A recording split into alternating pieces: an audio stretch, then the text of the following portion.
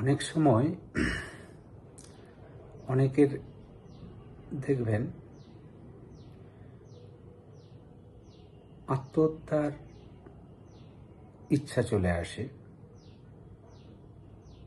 বা নিজেকে একদম মুছে ফেলার।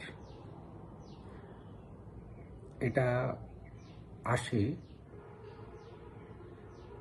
যখন মনে হয় যে আমি হেরেই গেলাম জীবন যুদ্ধে, বা আপনার নিজের লোকের নিজের আত্মীয় স্বজনদের থেকে বা নিজের লোকের কাছের লোক থেকেই ঘৃণা, অনাদর ইত্যাদি, বা মরে গেলেই ভালো, এই ধরনের কথা আসে, তখন এগুলো হয়। এগুলো জয় করা সত্যিই মুশকিল, বিশেষ করে নিজের লোকজন যারা পাশে আছে তারা যখন ঘৃণাজনক কথা বলে, এ সময় যদি আপনার কোনো সে অর্থে নিকট বন্ধু তো অনেক রকম হয়, মেয়ে বন্ধু ছেলেদের কাছে, বা ছেলেদের বা মেয়ে বন্ধু, বা উল্টোটা, তো তাদের কাছে অনেক সময় কথা বলে একটু সেই বেদনা দুঃখগুলো কাটিয়ে ওঠা যায়।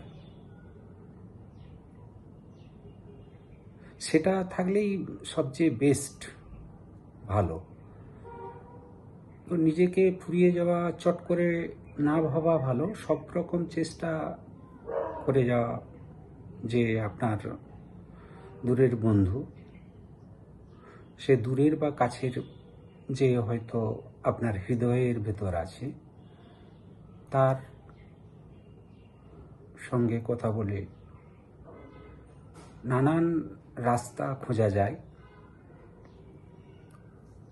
কোথাও একাই ঘুরে আসা, ঘুরতে গেলে যে অনেক পয়সা লাগে এমনও নয়।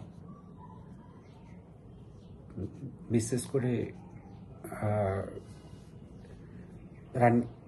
ঋষিকেশ বা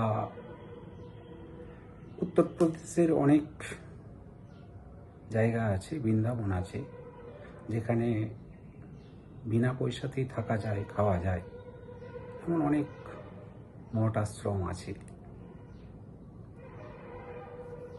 আমার মনে হয় নিজেকে শেষ করার থেকে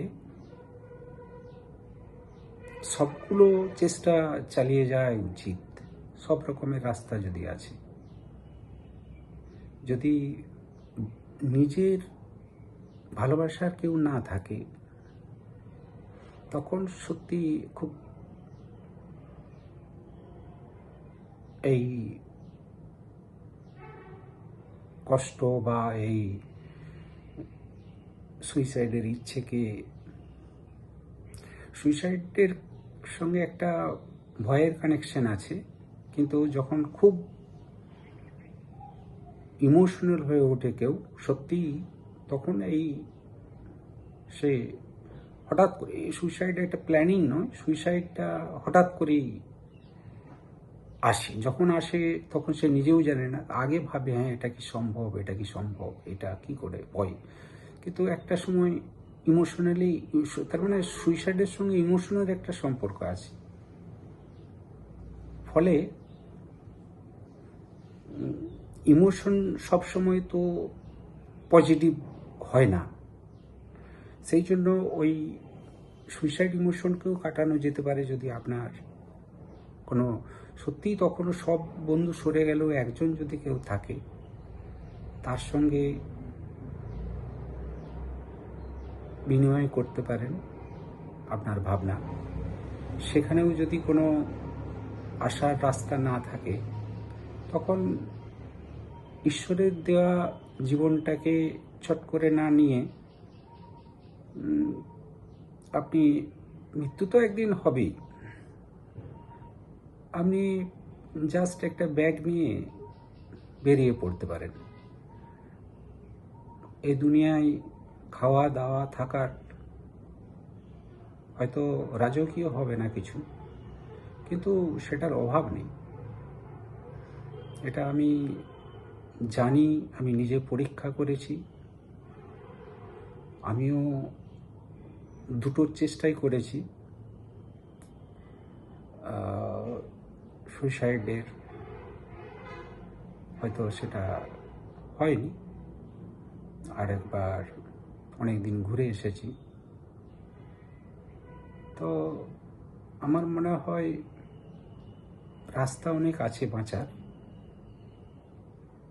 একদম শেষ মুহূর্ত অবধি সবচেয়ে বড় ব্যাপার যে যখন সত্যিই একদম উপেক্ষিত মনে হবে, তখন বেরিয়ে পড়ুন ঝোলা নিয়ে, কোথাও না কোথাও ঠাঁই মিলবে।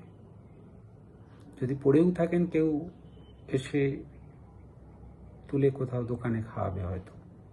একদমই পৃথিবীটা অমানুষময় হয়ে গেছে ভাববার কোনো কারণ নেই।